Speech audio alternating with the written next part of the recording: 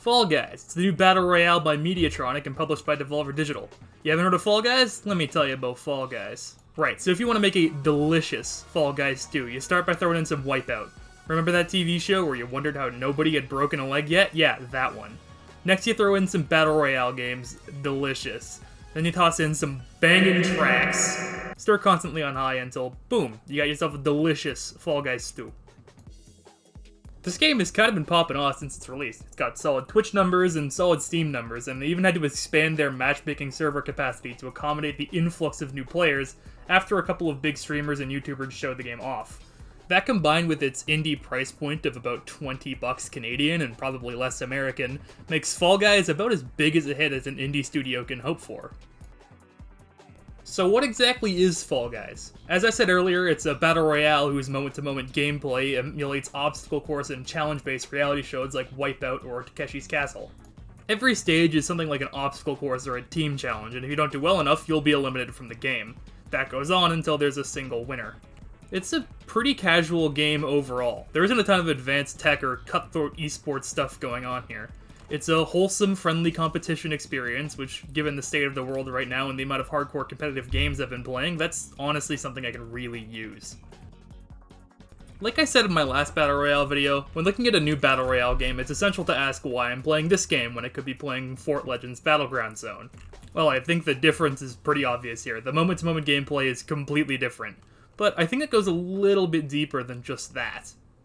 I think there's something a little deeper to what sets Fall Guys apart. A base-level philosophical difference that makes it kind of the perfection and the realization of the Battle Royale genre. And that change is, Fall Guys is kind of the first Battle Royale to realize that it's a party game. Hear me out here.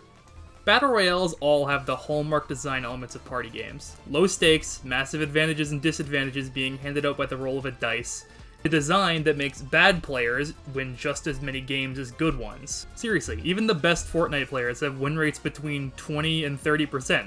Skill isn't that big a factor in a genre, and that's pretty much the signature pillar of party games. To me, it just seems like Mediatonic is the first development house to have the wherewithal to design their Battle Royale like a party game instead of trying to force competitive FPS elements where they honestly don't really belong. It's a pretty genius decision, and it pays off. Fall Guys has that one more round addicting style of gameplay going on that kind of brought me to the Battle Royale genre in the first place, and I've found has been lacking in the latest big titles. Now, all of this isn't to say that Fall Guys is a perfect game. I have one solitary gripe with it, besides all the technical issues that were caused by a bunch of players rushing to an indie-sized server system, and that's the Perfect Match minigame. Perfect Match is a game where you stand on platforms that blink with pictures of fruit, and then eventually the screen will show a certain fruit that you have to go to in order to find a safe platform. I've played Perfect Match several times, and I've seen a grand total of a single player get eliminated on the level. It's pretty boring, and a 100% survival rate is basically a foregone conclusion. On top of that, the next round is always super stressful, because the game realizes, oh shit, we're basically a round behind on elimination, and queues up a game that's guaranteed to eliminate a massive chunk of the remaining players. So yeah, on top of bug fixes and server tune-ups, Perfect Match kinda needs a rework.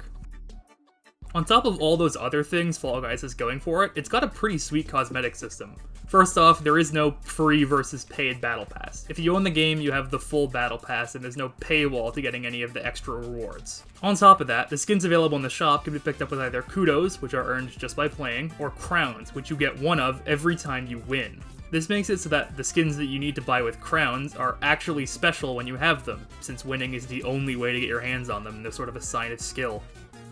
I don't have any crown skins. There are DLC costume packs, but there's so much available without paying any extra that you can get all the customizations you're really ever gonna need without paying, so it ain't ever gonna smell like broken here. And that's about it. Fall Guys is a great casual party-style game, and I think it's got staying power now that the devs confirmed that new stages and cosmetics are already in the works, on top of the new stage that got added during the writing of this very script. So I definitely think it's worth your $20. Thanks for watching. Now, how about drums? An instrument everybody loves.